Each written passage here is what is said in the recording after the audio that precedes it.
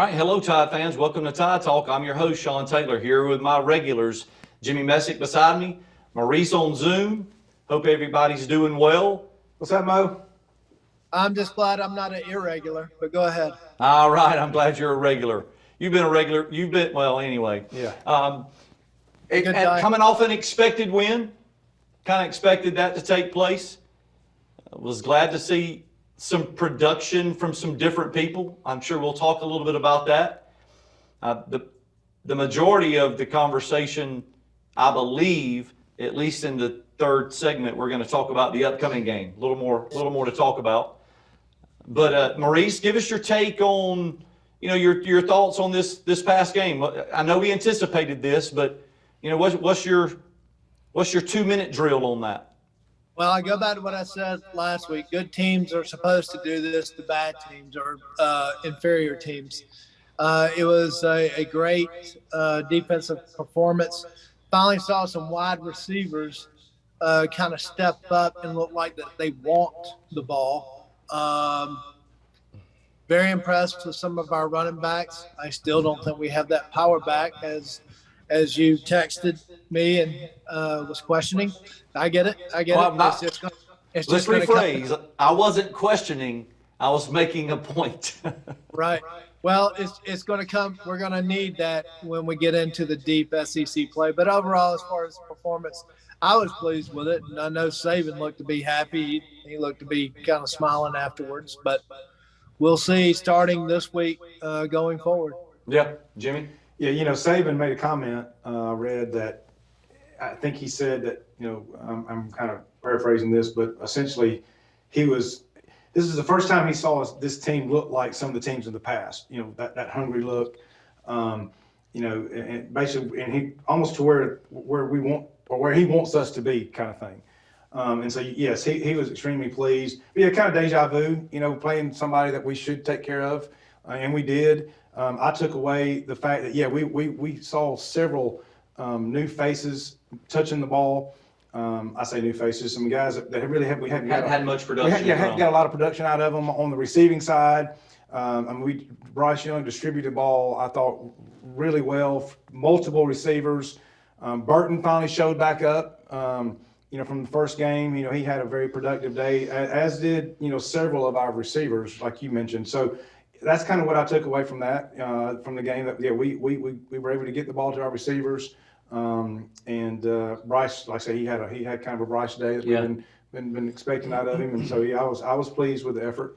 Maurice, I'll tell you, Jimmy and I were talking a little bit the other day. Just there was maybe even the entire first quarter, Jahmyr Gibbs didn't touch the football with respect to a running play. However, he was on the field catching some passes along with Chase McClellan.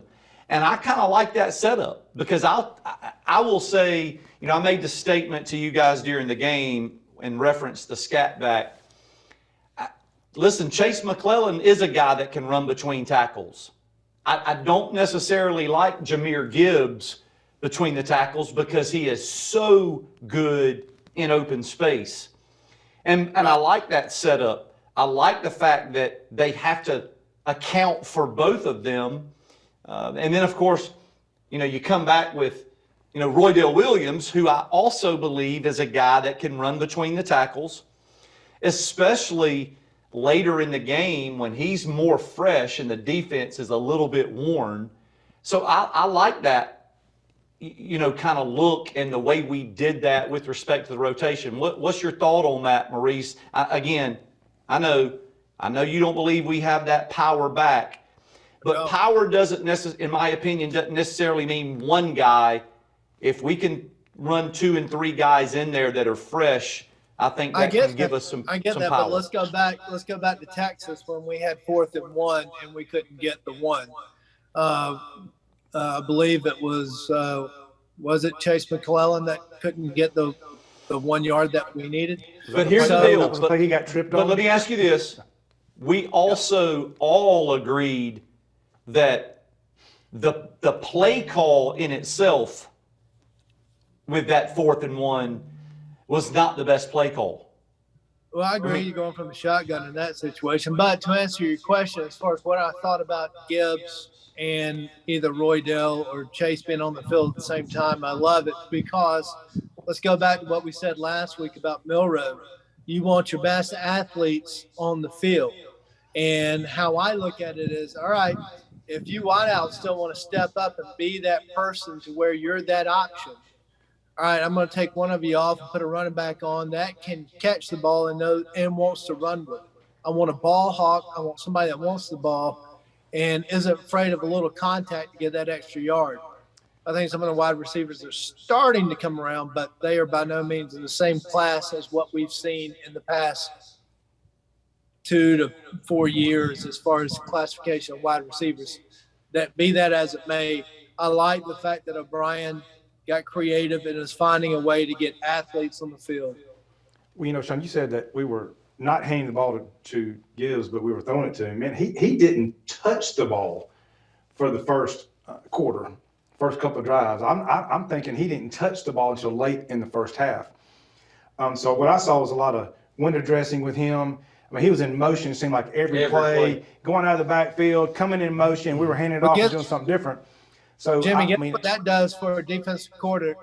Oh, I know, now I got exactly. to spend a few hours the next week planning how I'm going to scheme against when they have a two-back set in motion with a talent like Gibbs. Well, if I'd have been able to finish what I was trying to say, Taylor, that's you're exactly welcome. what I was going to say. Was the fact I think he was directing that at you, Mo, but he said it to me. But yeah, exactly what we were doing. So now we're giving Arkansas that much more to look at, and more, not necessarily Arkansas, anybody that we're going to play in the future. So I loved every minute of it.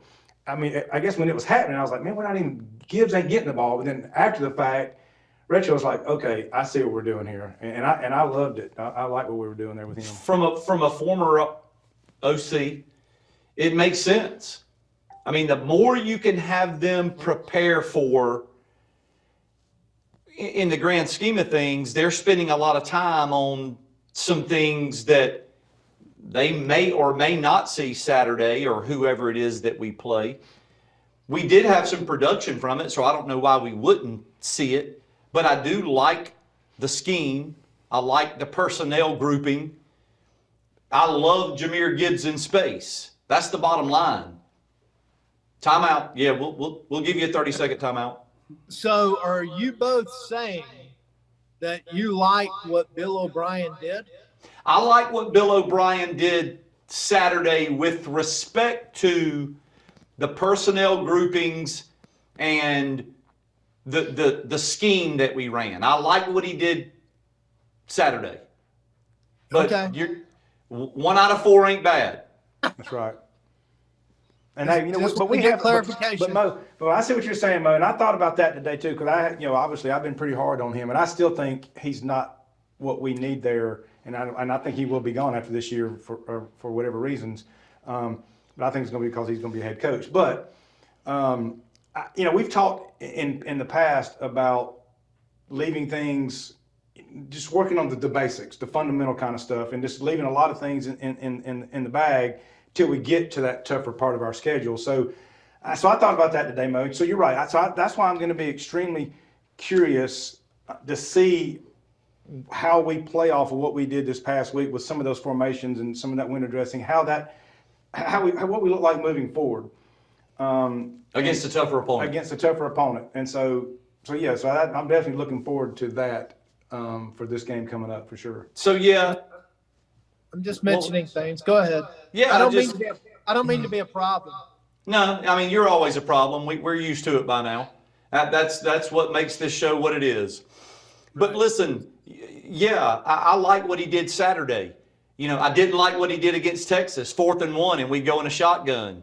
I didn't like a lot of the things that we've seen leading up to Saturday. But Saturday, yes. And listen, at the end of the day, I hope the Joker proves me wrong. I hope he turns out to be the next Sarkisian or Lane Kiffin. I don't see that happening, but I hope that he does for us for this year.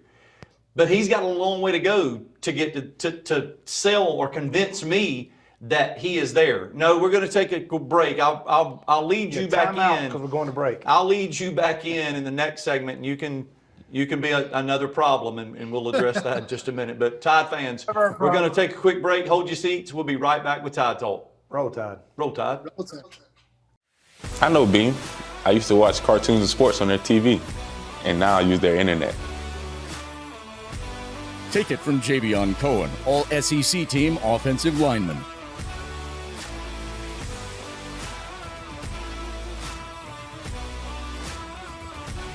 Beam. It's the choice of champions. Like Javion said, it is the internet choice of champions. Beam, bringing East Alabama more. All right, welcome back, Tide fans. Maurice, I'm just going to turn it over to you. You were calling timeout, but we're going to just give it to you and tell us what you were about to say.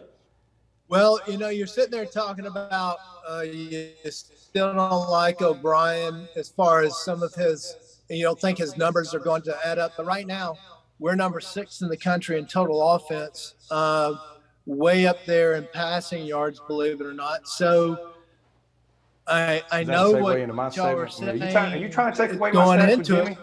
Jimmy? No, I'm just reciting to the fact that I told y'all 2 weeks ago, it's hard to knock a guy that coached. He was a position coach and he was coordinator, a guy that won the Heisman last year. And y'all said, "Oh, what? He didn't play." I get that, but there's a special thing to coach a special player and make them special. So I'm just saying we shouldn't discard him so quickly. That's all I'm saying. Is that all you're saying? Go ahead. My bad. And hey, For right we appreciate your candidness, Maurice. Thank you for that. It's not that I don't like the guy. Clearly, the guy knows what he's doing, or he wouldn't be at Alabama. Clearly. Right. Yeah. But we've all had some questions about some things that have been done. Maybe it's just early on, and he did lose some fantastic receivers and playmakers, and we're trying to identify who those are. Once we do, maybe he's got, a plan for them. We're going to see, because the next 3 games are going to be a big test, and we'll be able to determine if he's there. So, real quick, let's go back to Sark and Lane. There were plenty of times where we all complained that they weren't running the ball enough. So nobody's perfect. I think O'Brien is doing a pretty decent job. But go ahead, Jimmy. I don't want to take away your. It's fair to say that you like O'Brien? I didn't say that. Okay. So Gotcha. Quickly, before we get into some stats, the defense did show up and do what we expected them to do. I believe they had less than 100 yards total offense. They were right at 100. I mean, it was a really good performance from everybody in the defense. The front 7, the DBs, safeties playing really well. Man, I'm going to tell you, I love watching Battle and DeMarco Helams play safety. I love watching them play safety. I love the fact that they are very physical. They'll come down and hit you, and they'll hit you in the mouth. I love watching that. Now, I thought everyone did. I'm really high on Terrion Arnold right now. Think he's really, really good. Kool-Aid McKinstry is a really, really good player. It's tough playing DB. It is tough playing out there on that island. You're playing against guys that are, 4'4", 4'5" athletes, and they are very athletic as well, regardless of who they play for. They're athletes everywhere. One thing I'm seeing on the defensive side is, like we talked about again last year, and probably year before that too as well, is the fact that, man, we're playing faster because there's not a lot of this trying to figure out where I'm supposed to be, and our heads are turning to the sideline or looking at each other when the balls are being Communication snapped. seems to be really good. The communication's there. We seem to be. And we know what we're doing. It seems like what I mean by that is, again, we're in the right spots and we're just reacting. And man, we're just I've been really impressed with Maurice. Do you think that has a lot to do with Henry To'oa as the middle linebacker calling the defense? Well, I think Saban has said that, the fact that Henry being out there makes sure everybody knows the calls, and he knows what the calls are based on formations and so forth. So he has a great deal of confidence. If you're playing linebacker for Alabama under Saban's defense, and he's got confidence in you, meaning he's going to call you out in press conferences, that's a I mean, that's up there with McLean, Yeah. Jay Mosley, that type of stratosphere to where he has the confidence in your knowledge base to be able to do that. Now, Yeah. before we get on this, Alabama is the greatest defense we've ever seen. How many turnovers do we have this year? You mean how many have we created? Yes. I only believe 1 or 2. It's one. So if Yeah, we're can negative I three. go- We're -3 in turnover margin, which is not very good. and Saban mentioned that he wished it was higher, and they try to stress it.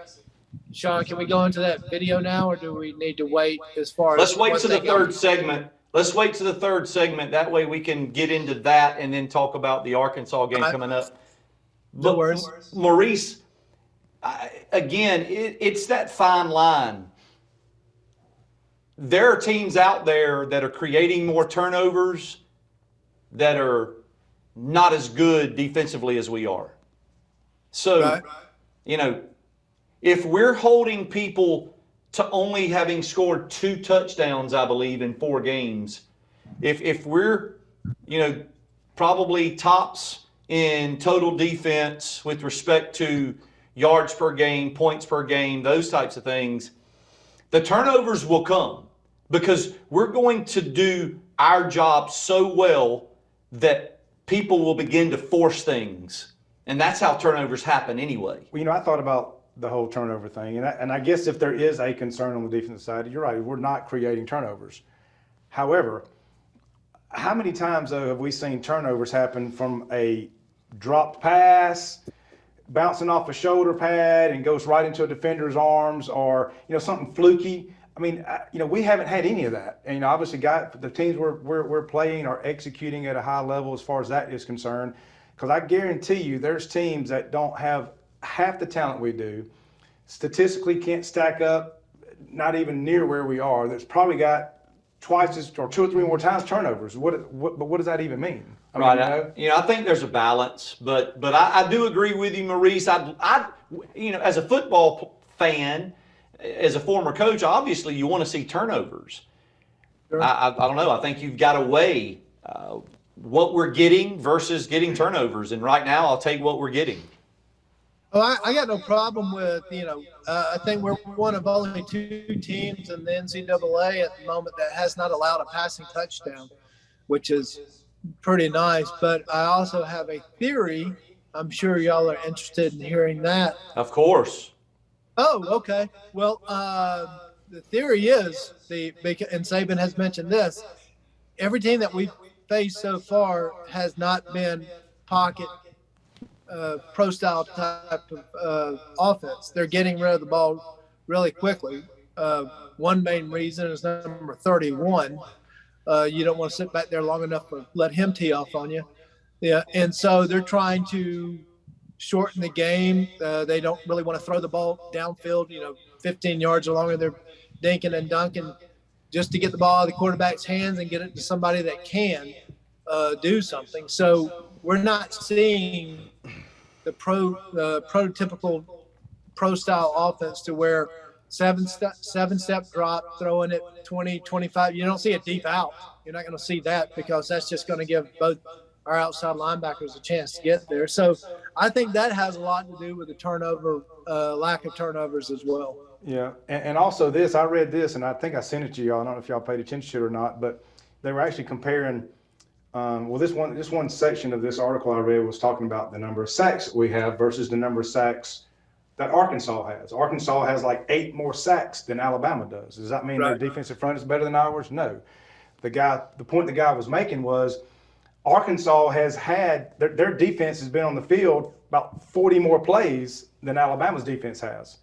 So they're getting more opportunities for sacks. They're getting more opportunities for turnovers. Again, we're one of the best teams in the country at getting off the field. So we're creating those 3 and out opportunities, and so we're not staying out there for 6 and 8 plays where again anything can happen. Regarding creating that turnover or getting that extra sack. So there's a lot of reasons, but yeah, I'm certainly not at all concerned. Well, we'll be tested this coming weekend. Turnovers will be important this coming weekend, but We're at a time where we can take another break. We'll come back and we'll do stats with Jimmy. We'll talk about the Arkansas game, but hold your seats, Tide fans. We'll be right back with Tide Talk. What is community? Is it a neighborhood? The businesses and homes inside it? Maybe community isn't just a place. Maybe it's a state of mind that when we care together, cheer together, we're closer to what really counts. At Beam, we're finding new ways to bring us all closer. And you'll find us right out there with you, because community is always on our mind. Beam, bringing East Alabama more. All right, welcome back, Tide fans. We're going to start out the third segment with Stats with Jimmy. All right, Tide fans, real quick. Again, small sample size, but I thought about that too. The fact that, let's face it, we haven't played the toughest competition. But you know what? Neither has a lot of teams. So they have every opportunity as we do as far as to pad the stats, which is what I call it, right?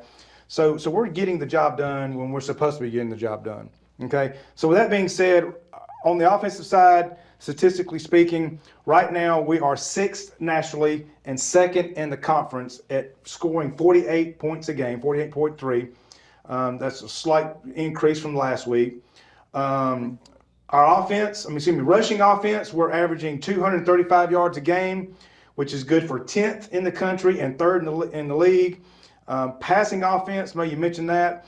We're at 282 a game now, which is 33rd in the country and 6th in the league. Again, all those are up from last week, which they should have been. Total offense, we're a little over right at 517 yards a game, which is pretty decent. Defense, which is what we like talking about. Right now, we're giving up 7.3 points per game, which is 3rd nationally, 1st in the conference. Rushing defense, 62 yards a game, 4th and 1st. Passing, 138 a game, which is 6th and 1st. Total defense, we're giving up 201 yards a game, which is 2nd in the country and 1st in the league. Again, all those are improvements from the week before.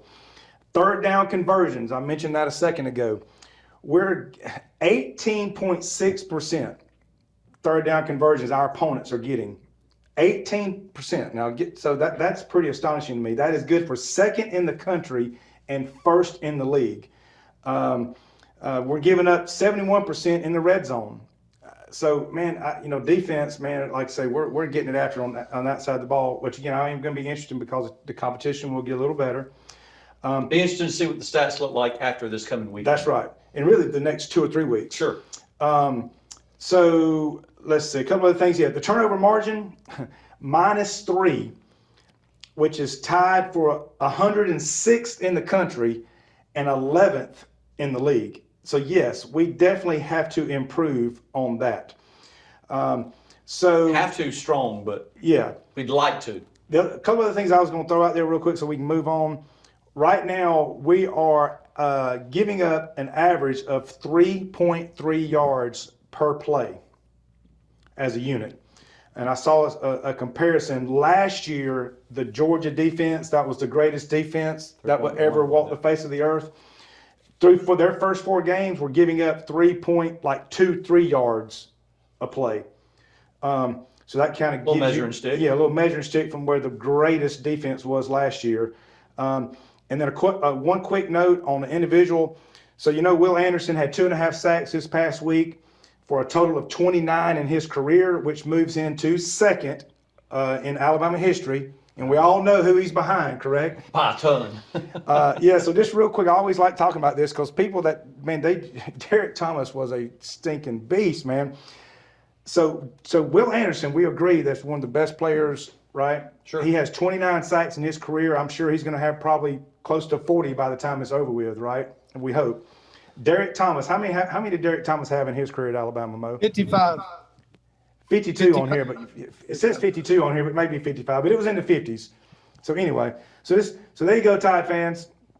Something to chew on. So, look, again, 112th in the country with respect to turnover ratio, but the number one, total defense, passing defense, rushing defense. I don't know. I'll take it. Maurice, you had talked a little bit about a specific play from the Vanderbilt game. Let's go into that detail. All right. This is about 3 minutes and 47 seconds into the first quarter.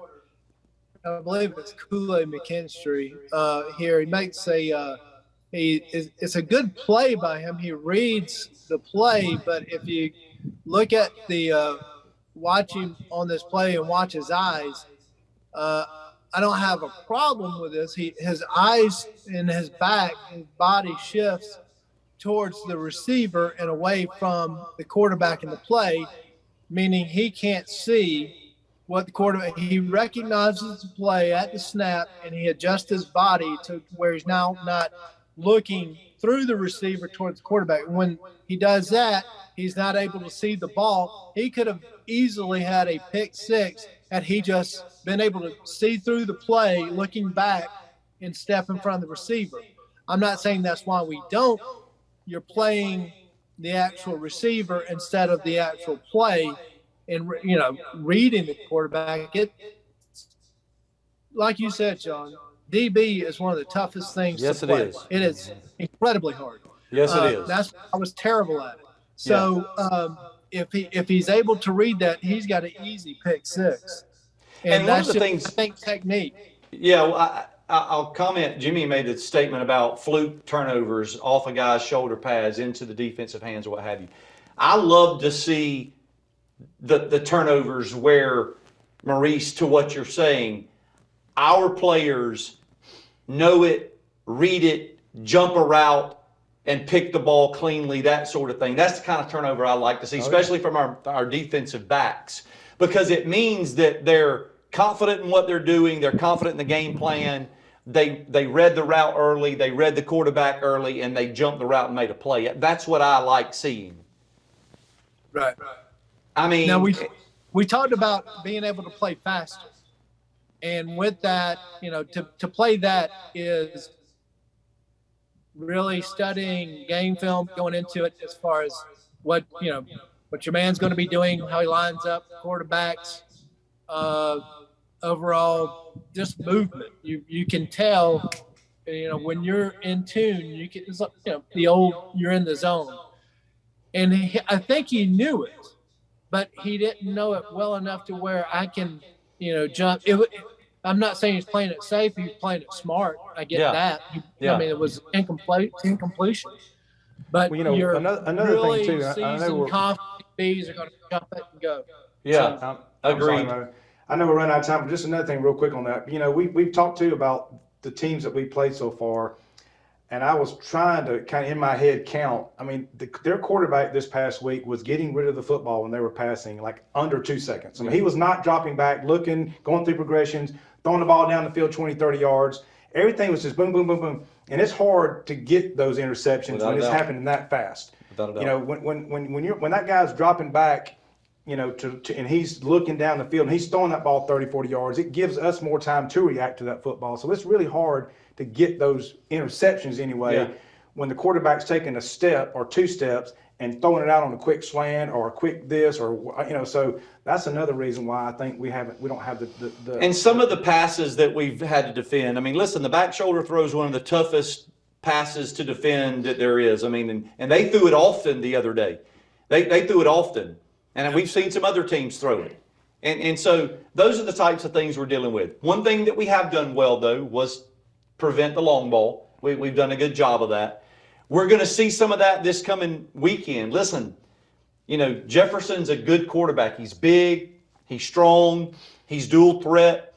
I'm interested to see how, Saban made a comment about, just the challenge of, he don't want to just focus on the fact that he's a running quarterback because the guy's got a big arm, and they've got some playmakers. So I'm really excited that we are Feinbaum's questioning or saying that we're going to have a tough time. I'm glad, to be honest. I mean, we get a chance to to line up with a ranked team that we're expected to struggle against, and it'll be a really good test since the Texas game, to be honest. But I'm really looking forward to seeing how our guys step up to SEC road game against a ranked team Expectations are high for them and for us. Well, even before they lost this past week, I thought they were going to be a test for us. Yeah, we've been regardless. talking So it about don't really that. matter if they lost last week or won last week. I still think it's going to be a good game. I mean, they had us. I mean, they were lining up to kick an onside kick last year in Tuscaloosa to try to tie the game, and we only beat them by a score last year at our own place. Now we're going to a away game. Should be hostile, which we know how we've been lately when we get in those types of situations. So I'm going to be curious to see how we play. I still feel like we're the better team. But you're right on the quarterback. I was reading some things on theirs, and I don't know exactly, but I know But yes, he's got that big arm. I'm not sure what kind of weapons he has because they average like 230 yards passing a game, but they average close to 250 running. So again, we stop their running, which primarily is going to be that quarterback getting out of the pocket. Then we should be Forcing him to pass. We should be able to win the game. Maurice, Yes. do you have something? Hey, look, their forte is running the ball. KJ Jefferson is one hell of an athlete. He's big. We saw him last year. He's good. I don't know. He doesn't have Burt. Remember Burt last year, the wide receiver that Yes. was just a stud. Yes. He's NFL. So I don't think he has he's got receivers, but nothing to the quality of Burt. I think it's going to be probably a little bit more challenging than we anticipate. Well, it's definitely going to be the biggest test thus far. Road SEC game, top-ranked team. Expectations, like I said, are high for both teams. Maurice, let's go ahead and get a prediction from you. All right. The line, I believe, is 17, right? 16 and a half last time I checked. I think Bama 37, Arkansas 24. Closer than we. And the reason is we're on the road and we commit a lot of penalties. And one stat you didn't bring up, Jimmy, is we're back at the bottom in penalties again this year so far. Yeah, I did that on purpose. 37-24. Yeah, Jimmy. So again, Vegas obviously knows something again because we're on the road, a ranked team, and we're 16.5-point favorites. So what does that tell you? They know something. At least they always claim to be knowing something. But anyway, prediction wise, I think we're going to score 45 points at least against them. Again, they're about dead last in passing defense. We're at the top at passing offense. Our strength against their weakness. I see Bryce Young going off 400 yards, 4 touchdown passes. Again, we stop their run, we'll win easily. I think it's going to be something like 45 to maybe 20, something like that. Okay. Factor in Drew Sanders, leads the nation in sacks right now, former player of ours, obviously a really good player. Be interested to see how he does against our offensive line and the schemes and the blocking packages that we have. I believe, I said the same thing.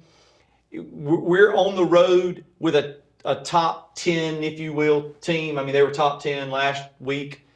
We're on the road against an SEC top 10 team, and we're favored by 17. It says to me that everybody's going to be putting their money on Arkansas, that they will cover with respect to that spread. I see it as Vegas don't lose much. I see it as a 42-20, 42-21. I believe we'll score. I think our offense is starting to click a little bit. I think we're about to see even more this coming weekend from our offense. And I think our defense is really going to step up to the challenge, especially with a quarterback like KJ Jefferson. So, obviously we'll come back and talk about this next week. We'll wait and see if any of us are right. I do think we'll win the football game. I think the first half will be a little bit better than what we've been seeing lately. So, Maurice, thanks for joining us from Panama City Beach on Zoom. He's Jimmy, got 2 thumbs and always right. This guy. Thank you. Like I said, Jimmy, thanks for being here. Always And a guys, pleasure. we'll do it again next week right here on Channel 207 for Beam, and Roll Tide. Roll Tide. Roll Tide.